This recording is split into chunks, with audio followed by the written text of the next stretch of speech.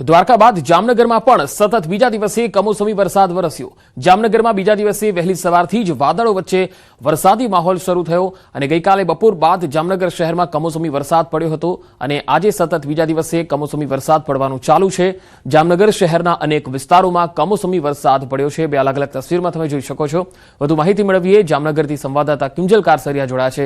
કિંજલ, જામનગર શહેર ઉપરાંત બીજા કયા કયા વિસ્તારોમાં વરસાદ છે? બિલકુલ પંકજ, જે પ્રકારે વાત કરવામાં જામનગર જિલ્લામાં છેલ્લા 2 દિવસથી ગોરંભાયેલા વાદળો વચ્ચે જાણે અષાઢી માહોલ સર્જાયો તેવા દ્રશ્યો છે તે જોવા મળી રહ્યા છે।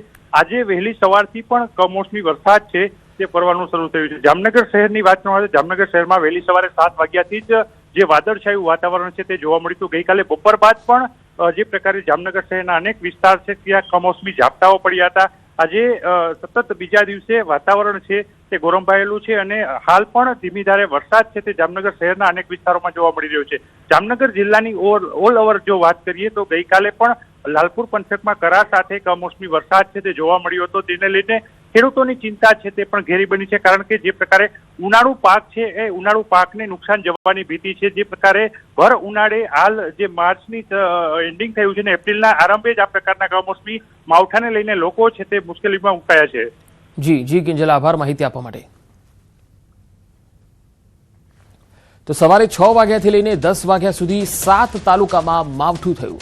4 કલાકમાં 7 તાલુકામાં વરસાદ વરસ્યો અને આ કમોસમી વરસાદને પગલે ખેડૂતોની ચિંતા વધી। કલ્યાણપુરમાં ભર ઉનાળે 1.25 ઇંચથી વધુ વરસાદ નોંધાયો, તો વેરાવળમાં 1 ઇંચ વરસાદ થયો, ખંભાળિયામાં 1/2 ઇંચ વરસાદ નોંધાયો, જ્યારે ઓખા અને મુન્દ્રામાં 1/4 ઇંચ વરસાદ ખાબક્યો છે। આમ 4 કલાકમાં 7 તાલુકામાં વરસાદ નોંધાયો છે। હવે બપોરે 1 વાગ્યા સુધી 12 જિલ્લા સાવધાન। 12 જિલ્લામાં કમોસમી વરસાદની આગાહી કરાઈ છે। હવામાન વિભાગની બપોરે 1 વાગ્યા સુધીની આગાહી છે। ગાજવીજ અને તેજ પવન સાથે માવઠું થઈ શકે છે। 40 કિલોમીટરની ઝડપે પવન સાથે થંડરસ્ટ્રોમ એક્ટિવિટી થઈ શકે। રાજકોટ, જામનગર, દ્વારકા, પોરબંદર, મોરબી, સુરેન્દ્રનગર, કચ્છ, બનાસકાંઠા, પાટણ, જૂનાગઢ, સાબરકાંઠા અને મહેસાણામાં છૂટાછવાયા સ્થળો પર હળવા વરસાદની આગાહી કરવામાં આવી છે।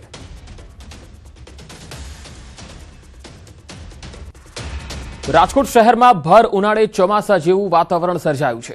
સવારથી શહેરમાં વાદળછાયું વાતાવરણ જોવા મળ્યું, તો સવારે કેટલીક જગ્યાએ ઝરમર વરસાદ થયો। ભર ઉનાળે વરસાદી વાતાવરણ સર્જાતા વાતાવરણમાં ઠંડક ફેલાઈ ગઈ છે, જો કે ખેડૂતોની ચિંતામાં વધારો થયો છે।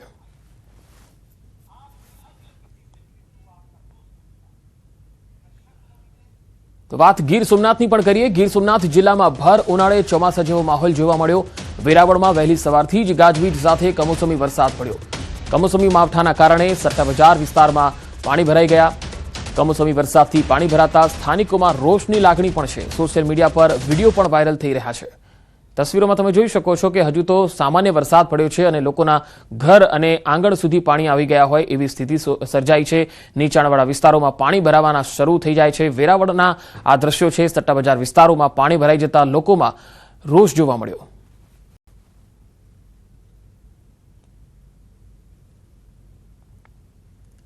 હવે પોરબંદર જિલ્લાની વાત। પોરબંદર જિલ્લામાં વાતાવરણમાં અચાનક પલટો આવ્યો। અહીં પણ પોરબંદર શહેર અને બરડા પંથકમાં રાત્રિના સમયે પવન સાથે કમોસમી વરસાદ ખાબક્યો। બરડાના ભેટકડી, અડવાણા, સોઢાણા, ફટાણા અને ખિસ્ત્રી સહિતના જે ગામો છે ત્યાં કમોસમી માવઠું થયું છે। ધોધમાર વરસાદને કારણે ગામડાઓની શેરીઓ અને મુખ્ય માર્ગો પર પાણી વહેતા થયા। ભર ઉનાળે થયેલા આ કમોસમી વરસાદને લીધે ખેતરમાં ઊભા પાક અને લણણી કરેલા પાકને ભારે નુકસાન જવાની ભીતિ છે। ઉનાળુ પાકને લઈને ખેડૂતો અત્યારે ખૂબ જ ચિંતામાં છે। તો પશ્ચિમ કચ્છ બાદ પૂર્વ કચ્છમાં પણ વરસાદ। ગાંધીધામ, અંજાર સહિતના ગ્રામ્ય વિસ્તારોમાં વરસાદી અહેવાલ આવી રહ્યા છે। તો અબડાસામાં પણ વરસાદ વરસ્યો છે। સતત વરસાદથી ખેડૂતોની ચિંતા ખૂબ વધી છે। તો કચ્છમાં પણ સતત વરસાદ અને હજુ પણ કચ્છમાં વરસાદી વાતાવરણ રહેવાનું અનુમાન છે। પશ્ચિમ કચ્છમાં વરસાદ થયો, ત્યારબાદ હવે પૂર્વ કચ્છમાં પણ વરસાદના અહેવાલ આવી રહ્યા છે। ગાંધીધામ, અંજાર અને અબડાસા પંથકમાં અનેક વિસ્તારોમાં વરસાદ થયો છે।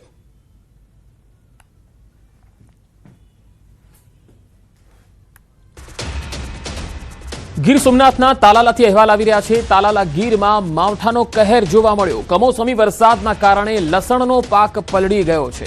10 વીઘાનો આ પાક નુકસાનમાં ગયો હોય એવી ભીતિ ખેડૂતો સેવી રહ્યા છે। 10 વીઘાનો આ લસણનો પાક બરબાદ થઈ ગયો છે।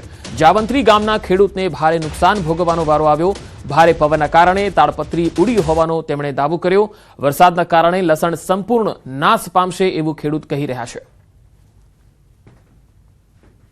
ફરી એક વખત ગીર સોમનાથ જિલ્લાની અંદર વરસેલા કમોસમી વરસાદે તારાજી સર્જી છે અને ખેડૂતોને મોંમાં આવેલો કોળિયો છીનવાઈ ગયો હોય તે પ્રકારના દ્રશ્યો છે તે પણ સામે આવી રહ્યા છે। હું સીધા આપને દ્રશ્ય બતાવીશ કે આ જે ખેડૂતનો પાક છે કે જે અડદ અને મગનું વાવેતર કર્યું હોય તેમના ઉપર કમોસમી વરસાદ પડવાને કારણે હવે આ અડદ મગ છે તેમના રોગ જીવાતો આવવાનો ડર છે। તો સાથે સાથે એક આશ્ચર્યચકિત કરી શકે તેવા દ્રશ્યો પણ સામે આવી રહ્યા છે, કારણ કે ગીર પંથકની અંદર બહુ ઓછા ભાગે ખેડૂતો છે તે લસણનું પાકનું વાવેતર કરતા હોય છે, પરંતુ આ ગીર પંથકનું આ જાવંત્રી અને પાણીકોઠા ગામ છે ને અહીંયા ખાતે ખેડૂતે 10 વીઘાના જે પાક છે તેમનું વાવેતર કર્યું હતું, લસણના પાકનું વાવેતર કર્યું હતું, પરંતુ આ લસણના પાક છે તે હાલ કમોસમી વરસાદ જે વહેલી સવારે ગીર પંથકની અંદર વરસ્યો હતો અને તેમની અંદર આ સંપૂર્ણ પાક છે તે નાશ પામ્યો છે। જોઈ શકાય છે આ પાકની અંદર જે કમોસમી વરસાદ વરસ્યો છે, અચાનક આવેલો જે કમોસમી વરસાદે છે એ ખેડૂતની કમર તોડી નાખી છે। ત્યારે આપણી સાથે ખેડૂત છે તેઓની સાથે વાત કરીશું કે અંદાજે કેટલું નુકસાન છે, કેટલા વીઘાનો પાક હતો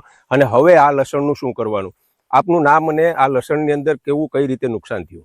લસણની અંદર બધું લસણ 10 વીઘાનું નુકસાની પૂરેપૂરી વહી ગઈ। કઈ રીતે? પલળી ગયો વરસાદના કારણે। અચ્છા, હવામાન વિભાગે આગાહી કરી હતી તો પછી આને ઢાંક્યું નહોતું? કોઈ વસ્તુ થયા વારો જ ન, પવને બધું ઉડાડી દીધું। ઢાંકેલું હતું ઉડી ગયું, પવન પેલા આવ્યો ને પછી વરસાદ આવ્યો। કેટલા વાગે વરસાદ હતો, કેવું હતું? વરસાદ 4 વાગે પવન બહુ આવ્યો ને 4 પછી વરસાદ આવ્યો। અચ્છા, હવે આ પાણીમાં પલળી ગયું છે તો આમાં કઈ રીતે કેટલું નુકસાન છે? નુકસાન આમાં 80% 70% નુકસાન થશે। 70-80% નુકસાની લસણ બધું ફેલ થાય। તો આ હતા ખેડૂત અને તેઓનું કહેવું છે કે 70-80% લસણનો પાક છે તે સંપૂર્ણપણે નાશ પામશે, કારણ કે મોડી રાત્રે એટલે કે વહેલી સવારે જે 4 વાગે ભારે પવન અને વરસાદ વરસ્યો છે તેમને કારણે જે તેઓએ તાલપત્રીથી ઢાંકેલું હતું તે પણ સંપૂર્ણ ઉડી ગયું અને ત્યારબાદ જે વરસાદ પડ્યો અને વરસાદના કારણે આ લસણનો પાક છે તે હવે સંપૂર્ણ ફેલ જશે। દિનેશ સોલંકી, ન્યૂઝ 18 ગુજરાતી, ગીર સોમનાથ। ભરૂચના હાંસોટની પંડવાઈ સુગર ફેક્ટરી દ્વારા શેરડી ખરીદીના ભાવ જાહેર કરાયા। ફેક્ટરીએ પ્રતિ ટન શેરડીનો ભાવ 3,421 રૂપિયા નક્કી કર્યો। ગયા વર્ષની સરખામણીએ 421 રૂપિયાનો વધારો કરાયો। ભાવ વધારાના કારણે ખેડૂતોમાં ખુશી છે। રાજ્યકક્ષાના મંત્રી અને ફેક્ટરીના ચેરમેન ઈશ્વરસિંહ પટેલની અધ્યક્ષતામાં યોજાયેલી આ બેઠકમાં ભાવ નક્કી કરાયા। આ વર્ષે કેટલીક પડકારજનક પરિસ્થિતિઓનો પણ સામનો કરવો પડ્યો, ખાસ તો ભૂંડના ત્રાસ અને ખેડૂતો ડાંગરના પાક તરફ વળતા શેરડીનું ઉત્પાદન અને ફેક્ટરીમાં પિલાણ ઓછું થયું। તેમ છતાં ફેક્ટરી દ્વારા વધારેલા ભાવ ખેડૂતોને પ્રોત્સાહન આપશે તેવી આશા પણ વ્યક્ત કરી।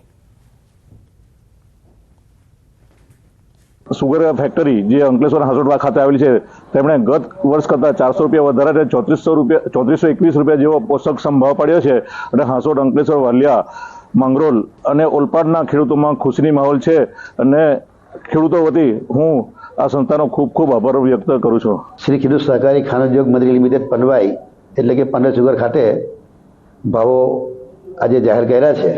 એમાં અમારા તમામ બોર્ડ ઓફ ડાયરેક્ટરના મેમ્બરો, ડિરેક્ટરશ્રીઓ, અમારા એમડી શ્રી અને એકાઉન્ટન્ટશ્રી સાથે રહીને મિટિંગની અંદર એના ભાવ નક્કી કર્યા છે। એમાં ગત વર્ષે અમારા 3,001 રૂપિયા ભાવ પાડ્યો હતો। ચાલુ વર્ષેની સરખામણીએ 3,421 રૂપિયાનો ભાવ અમે આપ્યો છે। સુરેન્દ્રનગરના સાયલામાં બોગસ તબીબ ઝડપાયો। ગઢ શિરવણિયામાં પોલીસે દરોડા પાડ્યા હતા। ભાડાની દુકાનમાં આરોપી પ્રેક્ટિસ કરતો હતો, લોકોના આરોગ્ય સાથે ચેડા કરતો હતો। પોલીસે 33 અલગ અલગ પ્રકારની દવાઓ પણ જપ્ત કરી છે અને બોગસ તબીબ સામે ગુનો દાખલ કરી તપાસ હાથ ધરી છે। તો ભાડાની દુકાનમાં આરોપી પ્રેક્ટિસ કરતો હતો અને લોકોના આરોગ્ય સાથે ચેડા કરતો હતો। 33 અલગ અલગ પ્રકારની દવાઓ પણ તેની પાસેથી જપ્ત કરાઈ છે। આ બોગસ તબીબ છે જે અહીંયા ઘણા સમયથી પ્રેક્ટિસ કરી રહ્યો હતો।